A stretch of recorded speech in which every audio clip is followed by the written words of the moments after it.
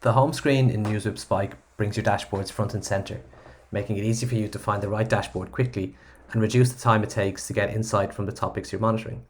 Your home screen is clean, transparent, and searchable. So let's take a look at the 6 key areas of your home screen. Up top, you can create a dashboard from scratch, selecting custom, or use one of our dashboard templates to quickly get started. Underneath is a list of your dashboards in what we call dashboard cards. Clicking on a card will open your dashboard. If you have more than one search, it will default to the All Searches view that you see here. Back on the home screen, clicking on a search on a dashboard card will open that specific search in your dashboard. Another feature on your dashboard cards is that you can add a search directly from here.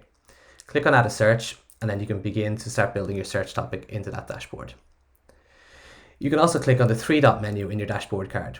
When you do this, you'll have the option to rename your dashboard or delete your dashboard. And then clicking on the magnifying glass here gives you the option to search. This will return any dashboards that contain your text in their title or contain a text from your search in that dashboard. When you create a new dashboard, it will appear at the top of your list, but you can drag and drop to suit your needs. Lastly, you can access your dashboards, searches, team searches, alerts, bookmarks, discover, and more from the left-hand navigation, and this is available on every screen in Spike. So that's a look at the home screen in NewsWhip Spike. If you'd like help getting used to this, please contact your customer success manager. Thank you.